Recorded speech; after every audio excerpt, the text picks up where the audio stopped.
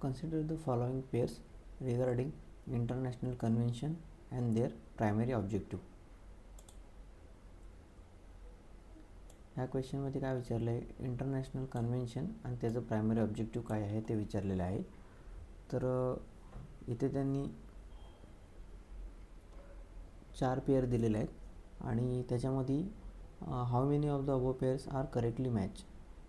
तर आपल्याला बघायचं आहे की कोणती जी पेअर आहे ती करेक्ट आहे, त्याचं एक्सप्लेनेशन ऑब्जेक्टिव्ह दिलेलं करेक्ट आहे. तर पहिलं जे आहे Stockholm convention, elimination or restriction of persistent organic pollutants. तर हे बरोबर आहे. स्टॉकहोम कन्व्हेन्शन जे आहे ते 2001ला जे अडॉप्ट केलं होतं आणि 2004ला एन्फोर्स झालं होतं आणि हे न्यूएस्ट आहे कन्व्हेन्शन. हा एन्व्हायरमेंटचा क्वेश्चन आहे आणि ह्याचं जे ऑब्जेक्टिव्ह आहे ते सुद्धा बरोबर आहे. आता सेकंड बघूया बसेल कन्व्हेन्शन. बसेल कन्व्हेन्शन दिले regulation of a transboundary movement and disposal of hazardous waste. तर बेसल कन्व्हेन्शनमध्ये सुद्धा हा ऑब्जेक्टिव्ह जो आहे तो बरोबर आहे, त्याच्यामुळे ही पेअरसुद्धा बरोबर आहे. बेसल कन्व्हेन्शन हे 1989ला ॲडॉप्ट केलं होतं आणि 1992ला एन्फोर्स केलं होतं. हे सर्वात जुनं कन्व्हेन्शन आहे, हे नोट डाऊन करून घ्या. हे सर्वात जुनं कन्व्हेन्शन आहे. तिसरं आहे रोटरडॅम कन्व्हेन्शन.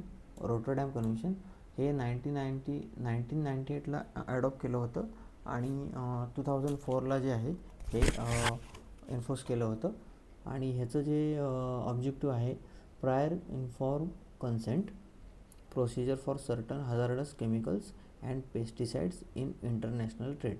तर हे सुद्धा ऑब्जेक्टिव्ह ह्याचं दिलेलं आहे, एकदम करेक्ट आहे. ही थर्ड पेअरसुद्धा बरोबर आहे. आता चौथी पेअर जी आहे कार्टेजेना प्रोटोकॉल. तर कार्टेजेना प्रोटोकॉल जो आहे ह्याचं ऑब्जेक्टिव्ह काय आहे आणि 2000 साली हा ॲडॉप्ट केला होता आणि 2003 साली एन्फोर्स केला होता. तर ह्याचं कार्टेजेनाचं ऑब्जेक्टिव्ह जो दिलेला आहे हा जो ऑब्जेक्टिव्ह आहे की conservation of migratory species across national boundary. हा दिलेला ऑब्जेक्टिव्ह आहे हा बॉर्न कन्व्हेन्शनचा आहे. बॉर्न कन्व्हेन्शन जे आहे हे 1979ला ॲडॉप्ट केलं होतं आणि 1983ला एन्फोर्स केलं होतं. त्याचं जे ऑब्जेक्टिव्ह आहे ते इथं कार्टेजेना प्रोटोकॉलच्या पेअरमध्ये दिलेलं आहे, त्याच्यामुळे ही पेअर जी आहे ही रॉंग होते. तर आपण बघूया की कार्टेजेना प्रोटोकॉल आहे त्याचं ऑब्जेक्टिव्ह काय होतं. त्याचं ऑब्जेक्टिव्ह होतं की बायोसेफ्टी आणि जे पण LMOs आहेत त्याचं मॉडर्न बायोटेक्नॉलॉजीमध्ये त्याचं जे काय असेल ते कार्टेजेना प्रोटोकॉलमध्ये मेन्शन केलं होतं. तर ह्या क्वेश्चनचा आन्सर जे दिलेलं आहे ते ओन्ली 3. तर पहिल्या 3 पेअर जे आहेत ते बरोबर आहे आणि चौथी पेअर आहे जी ती रॉंग आहे. ते आपण आता बघितलं की का रॉंग आहे आणि त्याचं करेक्ट आन्सर काय आहे. ठीक आहे. क्वेश्चन नंबर 23 बघूया आपण. Question number 23, which one of the following wetlands was recently design as a India's 100 Ramsar site. तर हा बघा करंट क्वेश्चन आहे, करंट बेस्ड एन्व्हायरमेंट क्वेश्चन आहे. आता बघूया हा जो क्वेश्चन नंबर 22 होता हा एन्व्हायरमेंटचा क्वेश्चन होता. ठीक आहे. आणि क्वेश्चन नंबर 23 जो आहे तो सुद्धा एन्व्हायरमेंटचाच क्वेश्चन आहे. एक सेकंड. ठीक आहे. क्वेश्चन नंबर 23 जो आहे तो पण एन्व्हायरमेंटचाच आहे आणि तो एकदम जो आहे क्वेश्चन तो रामसर साईटबद्दल विचारलेला आहे. तर हा एकदम लेटेस्ट क्वेश्चन विचारला बघा. आपला पेपर ऑगस्टला झाला होता. विद्यार्थ्यांचा पेपर जो आहे तो 2 ऑगस्ट रोजी झाला होता आणि ह्याचा आन्सर आहे जयप्रकाश नारायण बर्ड सँच्युरी, जे की वर्ल्ड एन्व्हायरमेंट डे होता 5 जून 2026ला. त्या दिवशी ही वेटलँड जी आहे ती 100 रामसर साईट ही डिक्लेअर केली होती. तर ही कुठे आहे जयप्रकाश नारायण बर्ड सँच्युरी, तर ही बलिया डिस्ट्रिक्ट ऑफ UPमध्ये आहे आणि ह्याचं जे दुसरं नाव आहे ते सुरहातालसुद्धा ह्याचं नाव आहे. ते सुरहाताल म्हणून सुद्धा ओळखलं जातं, तिथे मी मेन्शन केलेलं आहे आणि UPमध्ये आहे.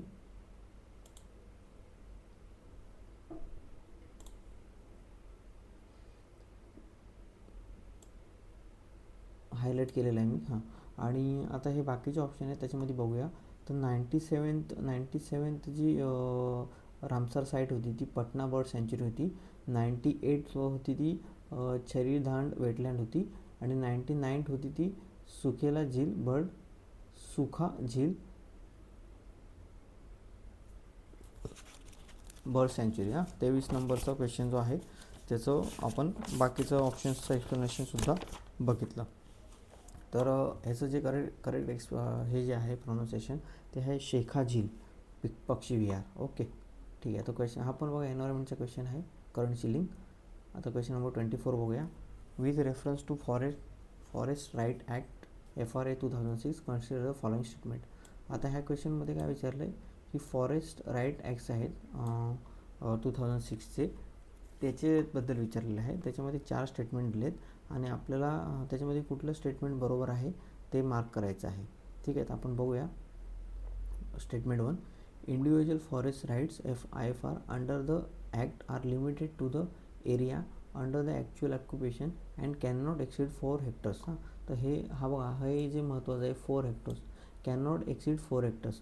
तर हे सेंटेन्स जे दिलेले आहे FRA 2006 नुसार हे बरोबर आहे, करेक्ट आहे. बरोबर हे लिमिटेड आहे, ते लिमिटेड टू द एरिया आहे. आणि त्याच्यानंतर दुसरं जे स्टेटमेंट दिलेलं आहे ते आपण ते सुद्धा बघूया की rights recognise under the act are vested only in individuals and not in communities. तर हे जे आहे हे दुसरं स्टेटमेंट जे आहे ते रॉंग आहे. एक सेकंड.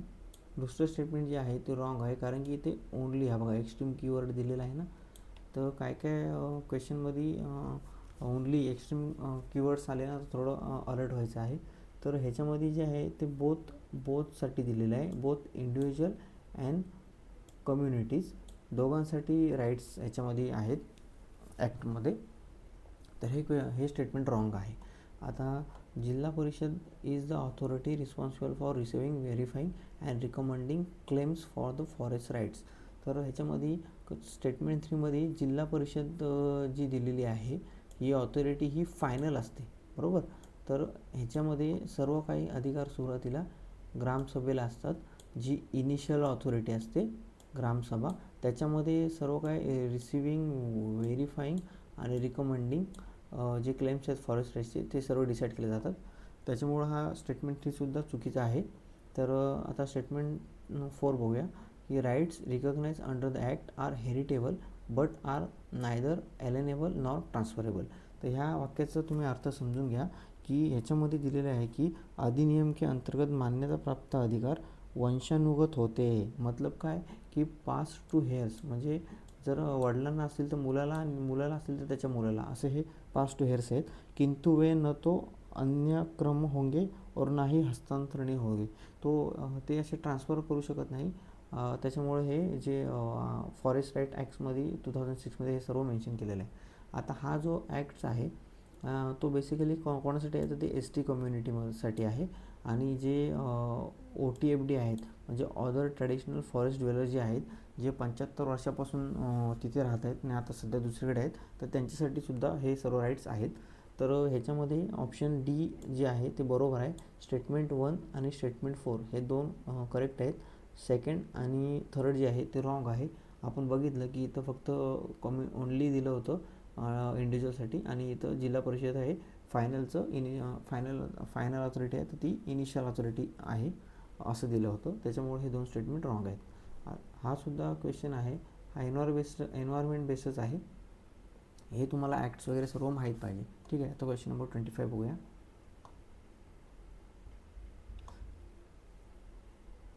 आता क्वेश्चन नंबर 25मध्ये consider the following statements regarding the propose Viksit Bharat guarantee for Rozgar and Ajeevika mission Gramin GRAMG act 2025. तर हा आत्ता न्यूजमध्ये करंट टॉपिक होता. ह्याच्यामध्ये ना हे मनरेगा जो होता अगोदर मनरेगाला रिप्लेस केलेला आहे ह्या ॲक्टनी. त्याचं नाव बदलून आता GRAMG ॲक्ट केलेलं आहे 2025 आणि त्याच्यामध्ये काही प्रोव्हिजन्स होते ते सुद्धा चेंज केलेले आहेत. तर सर्वप्रथम तर हा कधीपासून लागू होणार आहे तर हा 1 जुलै 2026 लागू होणार आहे आणि हा ministry of rural development issue करते. तर त्याच्यामध्ये आपण बघूया की 4 स्टेटमेंट दिलेले आहेत आणि त्याच्यामध्ये काय काय बरोबर आहे, कोणतं स्टेटमेंट बरोबर आहे आणि कोणतं चुकीचं आहे आणि का चुकीचं आहे ते बघूया. पहिलं स्टेटमेंट दिले, it propose to increase the guaranteed wage employment from 100 days to 125 days in a financial year. तर एका वर्षामध्ये पहिले 100 दिवस होते मनरेगामध्ये, आता 125 दिवस केलेले आहेत VBG रामजीमध्ये. त्याच्यामुळे हे स्टेटमेंट बरोबर आहे, कारण की ही इन्फॉर्मेशन दिलेली करेक्ट आहे. आता सेकंड स्टेटमेंट बघूया. It provides for a temporary suspension of employment generation during the sowing and harvesting season to ensure farm labour availability. Okay, तर सेकंड स्टेटमेंट पण बरोबर आहे, कारण की जेव्हा सोविंगचा टाईम असतो आणि हार्वेस्टिंग सीझनचा टाईम असतो, त्याच्यामध्ये काय होतं की हे जे आहे हे जे ह्याच्यामध्ये असणारे जे वेज एम्प्लॉयमेंट्स आहेत, गॅरंटीड वेज एम्प्लॉयमेंट जे आहेत, एम्प्लॉई जे आहेत, तर त्यांचं जे आहे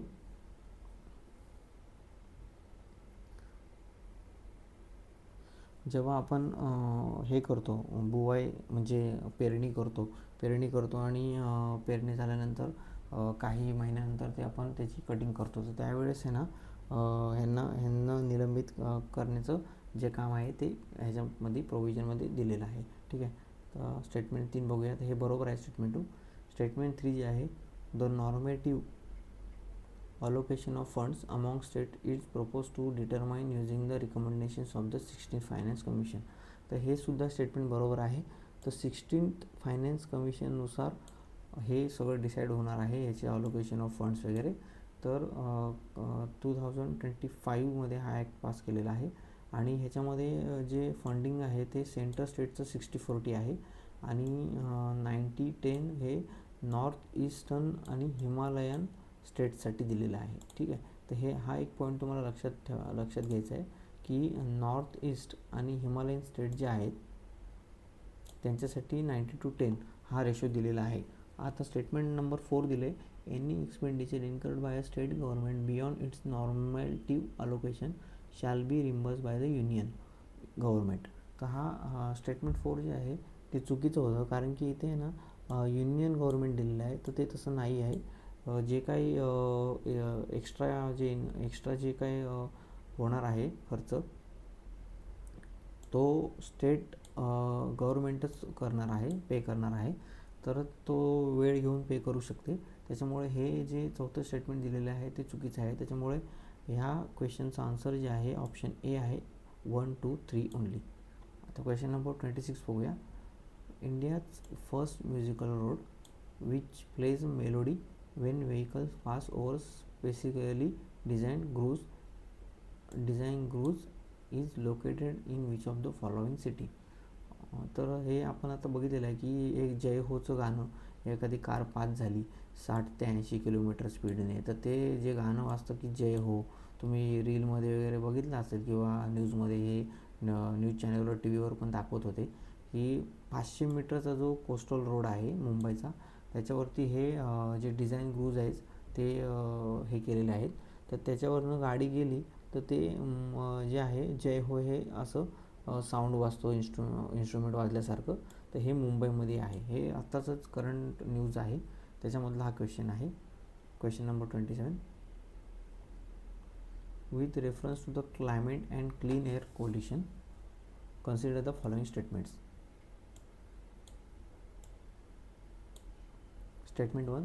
The CCAC was founded in 2012 and is convened within the United Nations Development Program. तर स्टेटमेंट 1 जे आहे ते बघा, CCAC जो आहे तो 2012ला जो आहे स्थापन केला होता, पण हा जो प्रोग्राम आहे कोणासोबत केला होता, तर हा युनायटेड नेशन्स एन्व्हायरमेंट प्रोग्रामसोबत होता, ना की डेव्हलपमेंट. त्याच्यामुळं हे स्टेटमेंट जे आहे हे रॉंग होतं. सेकंड स्टेटमेंट बघूया. The CCAC works to reduce short-lived climate pollutants such as methane, black carbon, hydrofluorocarbons and tropospheric ozone. हे स्टेटमेंट एकदम बरोबर आहे की CCACचं जे कामच आहे ते पोल्युटंट जे आहेत, जे त्याच्यामध्ये काय काय मिथेन आहे, ब्लॅक कार्बन आहे, HFCs आहेत आणि जो काही ट्रोपोस्फेरिक ओझोन आहे तो रिड्यूस करण्यासाठी हे काम करतं CCAC. आता तिसरं स्टेटमेंट आहे, India is not a member of CCSE. तर हे स्टेटमेंट आहे ते रॉंग आहे, क्योंकि इंडियानी आहे ना 2019 सालीच ह्या CCSE प्रोग्रामला जॉईन केलं होतं टू अलाइन इट्स NCAP, म्हणजे जे काही नॅशनल आपले जे प्रोग्राम आहेत, नॅशनल क्लीन जे प्रोग्राम आहेत त्याच्यासाठी हे CCSEशी अलाइन केलं होतं इंडियाने. तर ह्याचं पहिलं स्टेटमेंट आणि तिसरं स्टेटमेंट रॉंग असल्यामुळे ऑप्शन ए आन्सर आहे 2 ओनली. आता क्वेश्चन नंबर 28 बघूया. With reference to formation of rock system arrange the following rock system in a chronological order. ठीक आहे, तर हा क्वेश्चन जो आहे हा रॉक सिस्टीमवर दिलेला आहे, त्याचं फॉर्मेशन कसं कसं झालं आणि त्याचं जी क्रोनॉलॉजिकल ऑर्डर आहे त्याचं आपल्याला इथे दिलेले आहे ते आपल्याला ऑप्शनमध्ये चेक करून मार्क करायचं आहे. तर पहिले जे आहे त्याच्यामध्ये तुम्ही बघू शकता की कडप्पा रॉक सिस्टीम आहे, दुसरी आहे द्रविड शैल प्रणाली, तिसरी आहे धारवाड शैल प्रणाली आणि चौथी आहे गोंडवाना शैल प्रणाली. तर ह्याच्यामध्ये ऑप्शन डी उत्तर बरोबर आहे. 3, 1, 2, 4 ही जी क्रोनॉलॉजिकल ऑर्डर आहे हे बरोबर आहे. आपण बघूया का, कारण की जो धारवाड जी शैल प्रणाली होती ती जवळपास 2500 ते 1800 मिलियन इयर्स ॲगो होती, बरोबर. आणि ह्याच्यामध्ये ना आर्चियन ओझार्कियन पिरियड ह्याला संबोधलं गेलं. ठीक आहे, ह्याच्यामध्ये मेटामॉर्फॉस सेडिमेंटरी रॉक्स होत्या आणि त्याच्यानंतर जे आहे की कडप्पा रॉक सिस्टीम होती, जवळपास 1400 ते 600 मिलियन इयर्स ॲगो होती. ह्याच्यामध्ये अनफॉसिलोफेरस सेडिमेंटरी रॉक्स होते आणि लाईक सँडस्टोन, शेल, लाईमस्टोन अशा पद्धतीने होते. आणि मग त्याच्यानंतर द्रविडन रॉक सिस्टम होती, ती जवळपास 600 ते 300 मिलियन इयर्स ॲगो होती आणि त्याच्यामध्ये फॉसिलोफेरस सेडिमेंटरी रॉक्स होते. आणि लास्टला गोंडवाना रॉक सिस्टीम आहे, जी जवळपास 250 मिलियन इयर्स ॲगो आहे. आणि आता ही गोंडवाना रॉक सिस्टीम जी आहे ती तुम्ही बघू शकता की कार्बिनोफेरस टू ज्युरासिक पिरियड्स ह्या वेळेस होती. आणि ह्याच्यामध्ये काय होतं, मॅसिव्ह कार्बन डिपॉझिट होते. Over 98% of India's coal found in that period. Okay, तर ही होती रॉक सिस्टीमची क्रोनॉलॉजिकल ऑर्डर. आणि आपण बघितलं की त्याच्यामध्ये थोडं काय आहे ते कुठले रॉक्स आहेत ते. आता बघूया question number 29. With reference to laterite soil in India consider the following statements. तर हा क्वेश्चन आहे कम्प्लीट लॅटरेट सॉईलवर आहे. आपण बघूया की काय स्टेटमेंट दिलेत ते. पहिलं स्टेटमेंट दिले, laterite soil develop in areas of high temperature and heavy rainfall. ठीक आहे, हे स्टेटमेंट एकदम बरोबर आहे, कारण की लॅटरेट सॉईल जी आहे जिथे टेम्परेचर हाय असतं त्या ठिकाणी ती डेव्हलप होते आणि रेनफॉल पण हेवी, म्हणजे पाऊस ज्या ठिकाणी जास्त होतो त्या ठिकाणीसुद्धा ही लॅटरेट सॉईल जी असते, म्हणजे ह्या दोन कंडिशनमध्ये ती. सेकंड स्टेटमेंट बघूया. एक सेकंद, हे इरेज होत नाही आहे. हां, झालं, ठीक. आता बघूया की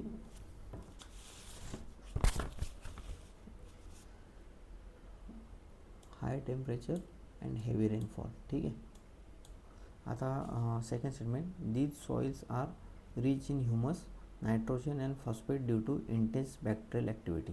तर बघा हे स्टेटमेंट जे दिलेले आहे ते चुकीचं आहे, कारण की जर हाय टेम्परेचर असेल तर तिथे ह्युमस कसं असेल, कारण की बॅक्टेरियाची हाय टेम्परेचर असल्यामुळे तिथे बॅक्टेरिया जे आहेत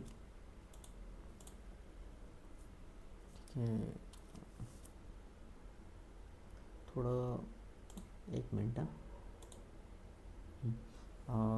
तर ज्या ठिकाणी ही जी आहे दी सॉइल्स रिच नाही तर ही पुअर असणार आहे, कारण की त्याच्यामध्ये हाय टेम्परेचर असल्यामुळे इथे इंटेन्स बॅक्टेरियल ॲक्टिव्हिटी असणार आहे आणि बॅक्टेरियल ॲक्टिव्हिटी असल्यामुळे तिथे ह्युमस हे कमी असणार आहे आणि त्याच्यामुळे काय होणार, नायट्रोजन आणि फॉस्फेटसुद्धा कमी असणार. तर हे स्टेटमेंट चुकीचं आहे, कारण की इथे हाय नाही तर रिच नाही तर पुअर असलं पाहिजे. आता स्टेटमेंट 3 बघूया. Intense leaching leaves behind iron oxide and aluminum compounds in the soil. तर हे स्टेटमेंट बरोबर आहे. जो ह्या लिचिंग जर झाली सॉईलची खूप जास्त प्रमाणात जर लिचिंग झाली तर ते आयर्न ऑक्साईड आणि ॲल्युमिनियम कंपाऊंड जे आहे ते सॉईलमध्ये राहतात. आता स्टेटमेंट 4 बघूया की जे रेड लॅटरेट सॉईल जी आहे रेड लॅटरेट सॉईल जी आहे of southern India are suitable for the plantation of crops like cashew. बरोबर. तर हे स्टेटमेंट एकदम बरोबर आहे. कॅश्यूला प्लांटेशनसाठी रेड लॅटरेट सॉईल जी आहे ती खूप उपयुक्त आहे. त्यामुळे ह्या क्वेश्चनचा आन्सर जे आहे ते ऑप्शन बी आहे 1, 3 अँड 4 ओनली. आता आपण पुढचा क्वेश्चन बघूया.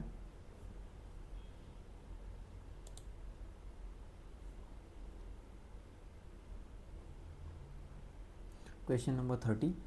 Consider the following items: foreign direct investment (FDI), external commercial borrowing (ECBs), private transfer remittances, foreign portfolio investment. Which of the above are recorded in the India's capital account? तर हा question जो आहे हा balance of पेमेंटवरती आहे. त्याच्यामध्ये 2 account असतात, एक current असतं, एक कॅपिटल असतं. मग त्याच्यामध्ये कुठलं आहे ते इथे तुम्हाला हे करायचं आहे. कॅपिटल अकाउंटमध्ये कुठलं आहे तर ह्याच्यामध्ये FDI, FPI आणि ACBs हे सर्व कॅपिटल अकाउंटमध्ये येतात. त्यामुळे ऑप्शन बी जे आहे ते उत्तर बरोबर आहे. ऑप्शन 3 स्टेटमेंट 3 जे आहे प्रायव्हेट ट्रान्सफर अँड रेमिटन्सेस हे करंट अकाउंटमध्ये बॅलन्स ऑफ पेमेंटमध्ये येतं. त्याच्यामुळे हे 3rd नंबरचा आहे तो चुकीचा आहे. ठीक आहे. ह्याचा ऑप्शन बी आन्सर आहे. क्वेश्चन नंबर 31 पाहूया. The term Birsa 101 recently seen in news is refers to. तर ह्याचं ऑप्शन बी जे आहे ते आन्सर आहे. कारण की इंडियाज फर्स्ट इंडिजिनियसली डेव्हलप्ड क्रिस based gene editing therapy for sickle cell disease हे त्याचं आन्सर आहे. बिरसा 101. हां, तर हे कोणी डेव्हलप केलेलं आहे तर हे सिकल सेल डिसीजच्या ह्याच्यासाठी थेरपीसाठी डेव्हलप केलेलं आहे बाय CSIR. तुम्हाला माहीत असेल CSIR institute of genomics and integrative biology IGIB. ठीक आहे. आता बाकीचे ऑप्शन आहेत त्याच्यामध्ये आपण बघूया की ऑप्शन एमध्ये दिलेलं आहे की India's first indigenous anti drone missile system. तर कुठली आहे तर ती इंद्रजाल आहे. हां. ऑप्शन सी मध्ये a tribal welfare digital census initiative launch by the ministry of tribal affairs. तर हे स्टेटमेंट चुकीचं आहे. ठीक आहे. ऑप्शन डी मध्ये बघूया and indigenously developed super computer for genomic research. तर ही परम सिरीज जी होती त्या परम सिरीजमध्ये जे इंडिजिनियस डेव्हलप केलेले होते सुपर कॉम्प्युटर्स हां ते कुठले तर रुद्रा आणि गंगा. ठीक आहे. हे बघा इथे दिलेलं आहे रुद्रा आणि गंगा.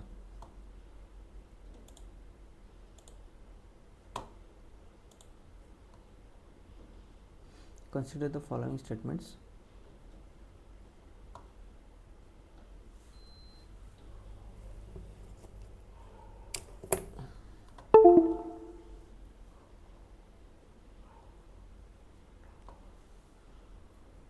Question number 32.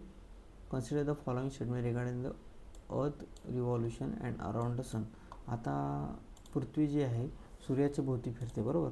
तर त्याच्याबद्दल इथे विचारलेलं आहे की अर्थ रिव्हॉल्युशन जे आहेत ते सूर्याच्या भोवती आहेत. तर त्याचं जे काही टर्म आहेत जी पेरिलियन ॲपिलियन बोलतात त्याच्याबद्दल विचारले. तर आपण बघूया. पहिल्या स्टेटमेंटमध्ये दिले the earth is farthest from the sun during perihelion which occurs in early January. The earth is closest to the sun during aphelion which occurs in early July. ठीक आहे. तर ह्या 2 स्टेटमेंटमध्ये काय केलं आहे त्यांनी जे ॲपिहेलियन असतं ते स्टेटमेंट 1 मध्ये दिलेलं आहे आणि जे पेरिहेलियन असतं ते स्टेटमेंट 2 मध्ये दिलेलं आहे. तर हे जे कीवर्ड आहेत ते इंटरचेंज करून दिलेलं आहे. त्यामुळे दोन्ही स्टेटमेंट चुकीचे आहेत. स्टेटमेंट 3 बघूया. The variation in the earth sun distance is the primary cause of the change in season of the earth. तर हे चुकीचं आहे कारण की आपल्या पृथ्वीचे जे सीझन्स आहेत ते ॲक्सियल टिल्ट असल्यामुळे ती तिच्या ॲक्सिसवर टिल्ट 23.5 डिग्री असल्यामुळे आपले सीझन्स आहेत ना की त्याच्या डिस्टन्सवरती आहेत. तर ह्या क्वेश्चनचा आन्सर जे आहे ते नन ऑफ द अबो आहे. ठीक आहे. आता जसं सूर्य आणि पृथ्वीच्या भोवती मधलं डिस्टन्स एपिलन आणि पेरिलननी संबोधलं जातं. तसंच पृथ्वी आणि चंद्र जसं अर्थ आणि मूनमधलं जे डिस्टन्स आहे त्याला पेरिजी आणि एपोजी म्हणजे पेरिजी म्हणजे जे आहे क्लोजेस्ट असतं आणि एपोजी आहे ते फार्देस्ट असतं. हे लक्षात ठेवा. एपोजी आणि पेरिजी हे अर्थ आणि मूनमधलं आहे. तर क्वेश्चन नंबर 33 बघूया.